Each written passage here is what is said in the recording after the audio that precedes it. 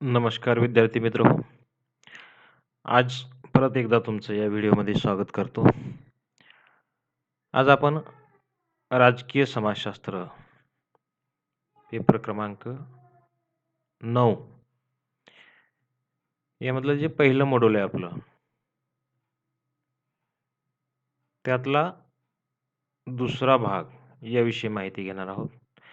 यापूर्वी आपण यामधलं राजकीय समाजशास्त्राचे स्वरूप या मॉड्यूलमध्ये राजकीय समाजशास्त्राच्या व्याख्या आणि अभ्यास विषय या संदर्भातली माहिती यापूर्वीच्या व्हिडिओमध्ये पाहिली होती आणि आज आपण राजकीय समाजशास्त्राचा उदय या संदर्भात काही माहिती पाहणार आहोत. आणि तिसरा जो भाग आहे यातला राजकीय समाजशास्त्राचे महत्त्व तो यानंतरच्या व्हिडिओमध्ये पाहणार आहोत. तर राजकीय समाजशास्त्र ही एक तशी नवीन शाखा किंवा एक विषय उदयाला आलेला आहे. राजकीय समाजशास्त्राला सैद्धांतिक आधार प्राप्त करून देण्यामध्ये Max Weber, G Mosca, Robert Michels, Pareto, Durkheim या समाजशास्त्रज्ञांचे योगदान महत्त्वाचे आहे. या समाजशास्त्रज्ञांच्या योगदानामुळेच दुसऱ्या महायुद्धानंतर राजकीय समाजशास्त्राला स्वतःची स्वतंत्र विषय म्हणून ओळख निर्माण करण्यासाठी मदत झाली. या काळात आंतरराष्ट्रीय राजकारणात मोठ्या प्रमाणात बदल घडून आले. औद्योगिक क्रांतीचे परिणाम युरोपातील राज्यव्यवस्थेवर झाले. अमेरिकेतील राजकीय व्यवस्थेच्या विरुद्ध असंतोष वाढत गेला. या राजकीय परिस्थितीच्या अभ्यासाकडे राजकीय अभ्यासकांचे लक्ष वेधले गेले. दुसऱ्या महायुद्धानंतर साम्राज्यवादी धोरण संपुष्टात आल्याने अनेक राष्ट्र नव्यानं स्वातंत्र्य झाली किंवा त्यांना स्वातंत्र्य मिळालं आणि अशा नवीन राष्ट्रातील राजकीय व्यवस्था, राजकीय प्रक्रिया, राजकीय समाज, नागरिकांच्या राज्याकडून अपेक्षा, नवीन मतदाता व सत्ताधारी राजकीय पक्ष इत्यादीमुळे प्रभावित झालेले सामाजिक राजकीय वातावरण याच्या अभ्यासाची गरज भासू लागली आणि त्यामुळे राजकीय समाजशास्त्राचा विकास होण्यास ही सर्व पार्श्वभूमी कारणीभूत ठरली किंवा तिची मदत झाली. आता राजकीय समाजशास्त्राचा जो विषय आहे त्यामध्ये राजकीय आणि सामाजिक किंवा समाज असे दोन शब्द आहेत आणि या पूर्वीच्या व्हिडिओमध्ये आपण त्याच्या व्याख्येमध्ये राजकीय समाजशास्त्राचा अर्थ पाहिला होता की नेमकं राजकीय समाजशास्त्र म्हणजे काय आणि कशाचा अभ्यास राजकीय समाजशास्त्रात केला जातो. तर राजकीय समाजशास्त्रात मानवाच्या सामाजिक राजकीय आंतरक्रियांचा अभ्यास केला जातो. राजकीय समाजशास्त्र एक नवीन आंतरविद्याशाखीय विषय असून त्याचा विकास अद्याप सुरूच आहे. या विषयाच्या उदयासंदर्भात राज्यशास्त्र व समाजशास्त्राच्या अभ्यासकांमध्ये मतभिन्नता दिसते. असे असले तरी राजकीय घटकांचा समाजावर व सामाजिक घटकांचा राजकारणावर प्रभाव पडतो. या बाबतीत राज्यशास्त्र आणि समाजशास्त्र या दोन्हींच्या अभ्यासकांमध्ये एकवाक्यता किंवा सहमती दिसून येते. त्यामुळे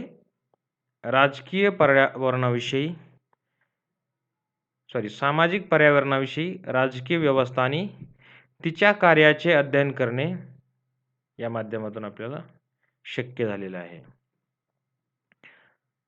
आता राजकीय समाजशास्त्राच्या उदयास कारणीभूत घटक किंवा कोणती पार्श्वभूमी, कोणते घटक राजकीय समाजशास्त्राच्या उदयास कारणीभूत ठरले ते आपण पाहूया. त्यामध्ये पहिला घटक आहे पारंपरिक राज्यशास्त्राच्या अभ्यास पद्धतीविषयी असंतोष.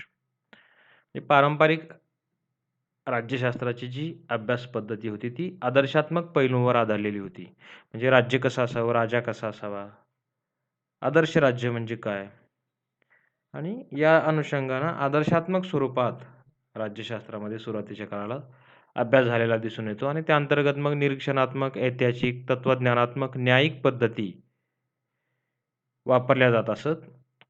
अभ्यास पद्धतीची मानसिकता आदर्शात्मक आणि संस्थात्मक स्वरूपाची होती. त्यामुळे या पद्धतीच्या माध्यमातून राजकारण, राजकीय सत्ता, राजकीय प्रक्रिया, राजकीय शक्तीची निर्मिती आणि संचय, राजकीय प्रभाव, लोकशाही, लोकमत, मतदाता वर्तन इत्यादी बाबींचे अध्ययन शक्य नव्हते. सामाजिक सत्ता संरचनेच्या अभ्यासाकडे केलेले दुर्लक्ष आणि केवळ राजकीय सत्तेच्या अभ्यासावर दिलेला भर यामुळे राजकीय समाजशास्त्राच्या उदयाला चालना मिळाली. विविध व्यवहारवादी आणि आधुनिक समाजशास्त्राच्या अभ्यासकांनी राजकारणाचा अभ्यास मानवी सामाजिक वर्तन, दृष्टिकोन, विश्वास, मूल्य, अभिवृत्ती यांच्या संदर्भाने करण्यास सुरुवात केली आणि त्यासाठी समाजशास्त्रीय पद्धतींचा वापर सुरू केला. यातूनच पुढे राजकीय समाजशास्त्राचा उदय झाला. दुसरा घटक कारणीभूत ठरलेला दिसतो तो म्हणजे राज्य आणि समाज यांच्यातील अंतर. पारंपरिक राज्यशास्त्र व समाजशास्त्र यामध्ये राज्य व समाज यांच्यात भेद केला जात असे आणि राज्य व समाज यापैकी प्राथमिकता कोणाला द्यायची या वादात विचारवंत अडकून होते. या दोन्ही विषयाच्या अभ्यासकांनी आपलाच विषय कसा श्रेष्ठ आहे किंवा मोठा आहे हे विविध विचार मांडून स्पष्ट करण्याचा प्रयत्न केला. हॉब्स, लॉक, रुसो यासारख्या विचारवंतांनी राज्य व समाज यांच्यातील अंतराची समस्या आपल्या विचारातून कमी करण्याचा प्रयत्न केला. Saint Simon, Karl Marx, Engels यांनी आपल्या अभ्यासातून समाजाला प्राथमिकता देण्यास सुरुवात केली. 17व्या शतकापासून निरंकुश राजेशाही व शासक वर्गाचे अत्याचार यांच्याविरुद्ध मध्यमवर्गात निर्माण होत असलेल्या असंतोषामुळे राज्य व समाज यांच्यातील अंतर्भेदाला एक नवी दिशा दिली. म्हणजे यापूर्वी राज्य श्रेष्ठ म्हणून अभ्यास केला जात असे, परंतु नंतर समाज आणि राज्यव्यवस्था या दोन्ही घटकांना अंतर्भूत करून त्याचा अभ्यास केला पाहिजे हा विचार पुढे यायला लागला. आणि मग 17व्या शतकात काय झालं की जी राजेशाही किंवा जगभरात जी राजेशाही होती ती राजेशाही आणि सामान्यामध्ये त्यांच्याविरुद्ध असलेला असंतोष यामुळे राज्य व समाज यांच्यातला भेद कमी होण्यासाठी मदत झाली. 19व्या शतकात जेव्हा राजकीय समाजशास्त्राचा पाया घातला जात होता तेव्हा देखील दोन्ही विषयाच्या अभ्यासकांनी आपापल्या संशोधन अध्ययनातून किंवा अभ्यासातून समाज किंवा राज्याच्या अभ्यासाला प्राथमिकता देऊन या विषयाला परत वाचार फोडण्याचा प्रयत्न केला. याच काळात सेंट सायमन, प्रोदो, मार्क्स, एंजिल्स यांनी आपल्या अभ्यासात समाज संरचनेवर भर दिला आणि राज्याच्या अस्तित्वाला नाकारले. राज्यामुळे समाजाचे होणारे शोषण दाखवून दिले. म्हणजे मार्क्सचे विचार जर बघितले तर मार्क्सनं समाजाला प्राथमिकता दिली आणि राज्य समाजामध्ये काही वर्गाचं कसं शोषण करतं किंवा राज्याच्या माध्यमातून कसा एक वर्ग दुसऱ्या वर्गाचं शोषण करतो हे दाखवण्याचा प्रयत्न केला. त्यामुळे या विचारवंतांनी राज्याला दुय्यम स्थान दिलं. हेगेल, बोसांके, हॉब्स यासारख्या विचारवंतांनी राज्याला प्राथमिकता दिली. लिप्सेट यांच्या मते राज्य आणि समाज यांच्यात भेद करून त्यांच्यातील श्रेष्ठ कनिष्ठ दाखवणे व एकाच्या अभ्यासाला प्राथमिकता देणे अयोग्य आहे. या विचारातून राजकीय समाजशास्त्राच्या उदय व विकासात महत्त्वाची भूमिका पार पाडलेली दिसते. तिसरा जो घटक आहे ज्यामुळे राजकीय समाजशास्त्राचा विकास होण्यासाठी पार्श्वभूमी तयार झाली तो म्हणजे आंतरविद्याशाखीय दृष्टिकोनाचा उदय. 19व्या शतकाच्या मध्यापासून सामाजिक शास्त्रांमध्ये आंतरविद्याशाखीय दृष्टिकोनातून अभ्यास करण्यास सुरुवात झाली. दुसऱ्या महायुद्धानंतर सामाजिक शास्त्राच्या अभ्यासामध्ये एका नवीन मानसिकतेचा उदय झाला. सामाजिक पर्यावरणाच्या अभ्यासासाठी व विविध संशोधन पद्धती वापरण्यासाठी सामाजिक शास्त्राच्या अभ्यासकांनी इतर विषयाशी समतोल साधण्याचा प्रयत्न केला.